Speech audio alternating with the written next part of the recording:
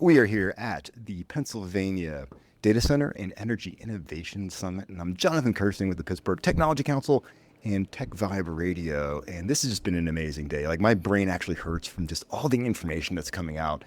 And today, right now, I have an opportunity to talk to someone I would normally get the opportunity to talk with, and this is the type of event that brings this type of person to town. And you're probably wondering, who the heck are we talking to? So you got to get ready. You got to hold on to your pants as I talk about who's hanging out with us right now. We have Alex Fitzsimmons. If you don't know him, he is the acting Undersecretary of Energy and Director of the Office of Cybersecurity, Energy Security, and Emergency Response at the U.S. Department of Energy. There, Alex, I said it. What do you think? Sounds like a long title. I think you might be the first person I know that's had a business card that actually folds out. Yeah, I'll take that. Yeah. Because we're working so hard every day. You know, we just keep adding more and more titles. There's more and more things to do. You got to be a busy dude, man. Simple as that. And we're glad you took the time to stop by here. Seriously, it's very central to our event here because we really want to get all sorts of perspectives and have someone at the national level pulling to talk about the importance of energy, because energy and AI and data centers, they're like peanut butter and jelly. They just go together and they cannot really exist that well apart, as far as I'm concerned. More now than ever. I've been in energy my whole career. There's never been a more exciting time. We need more energy, not less, is what President Trump's Secretary Wright say all the time. It's absolutely true. We have to get this right, and we can.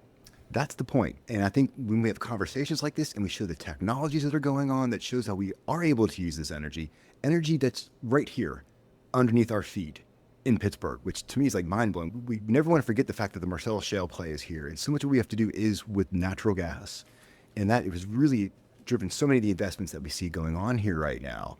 And the fact that I think, did you mention, I was in your speech, I'm trying to remember, was there so many speeches today mentioning like the first time we actually exported natural gas? Absolutely, yeah. Recently, the United States celebrated the 10-year anniversary of our first exports of liquefied natural gas. It just shows you how dramatically the energy landscape has changed within the last decade. The U.S. used to be a net energy importer. There was a time when we were considering building LNG import terminals.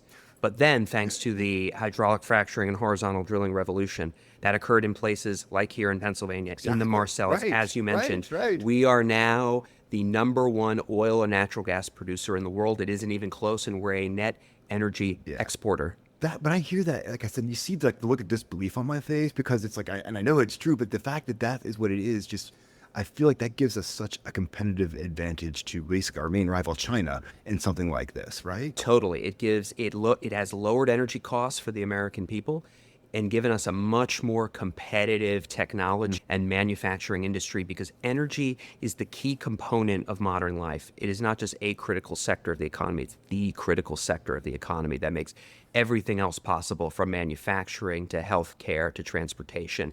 None of it would be possible without energy. You look at energy choices really matter. Secretary Wright talks about common sense energy policy.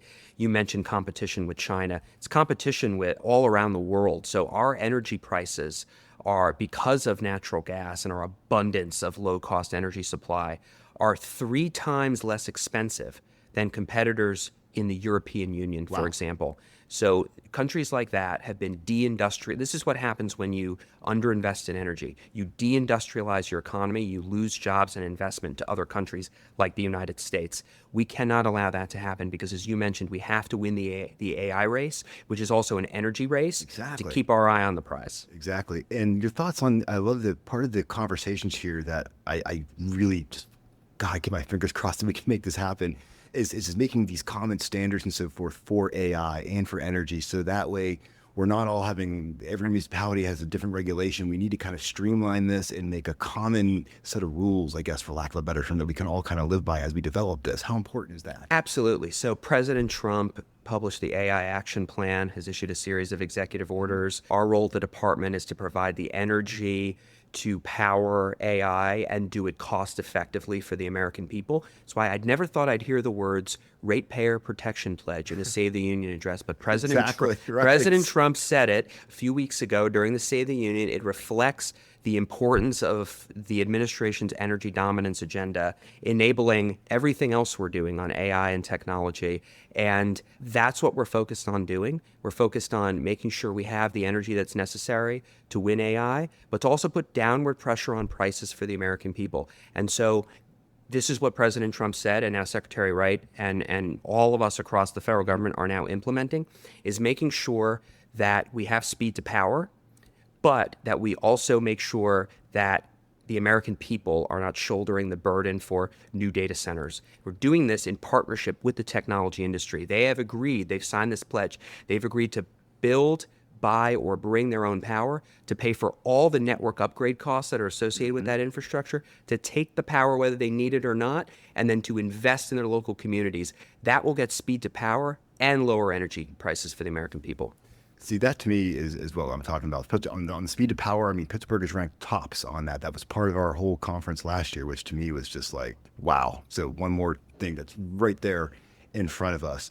I'm curious about your thoughts about when you really looking in on innovation when it comes to all things power. Like I look at what we're doing at our airport here. We have our own microgrid because of the Marcellus Shale, where our airport produces its own energy. Same thing with what the data centers want to do. And that to me is just so cool because I'm like, wow, yeah, we're taking the resources here, using them here.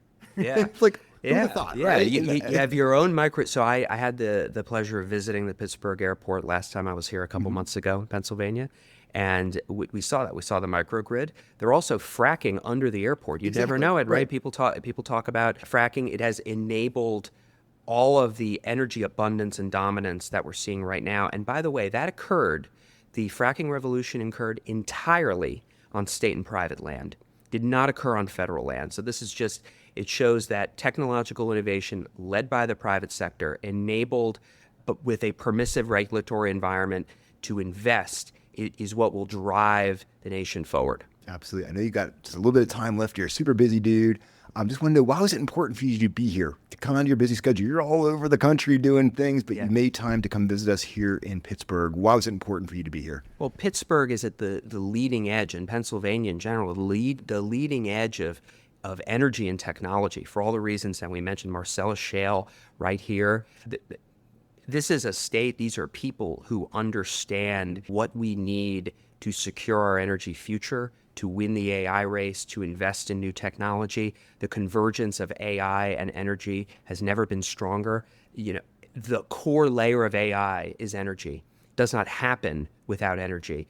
And so we're here to talk about all of that, to talk about what the Trump administration is doing to advance American energy dominance, and be investing all across the board in terms of new generation capacity, new transmission capacity, unleashing American energy so that we can win the AI race and do it cost effectively to lower energy prices for the American people and build the most affordable, reliable, and secure energy system possible. That's a lot going on, and some of it is happening right here, and it's really cool to have you take your time. Undersecretary, thank you for spending the time with us, making your presence here. I know our 600 people in attendance were very stoked to hear what you had to say, and thanks for taking the time to talk to me, Jonathan Kirsting from the TechVibe Radio Show. I appreciate you much. And of course, I couldn't help but forget, without Comcast, these conversations do not happen. I'll see you on the next one.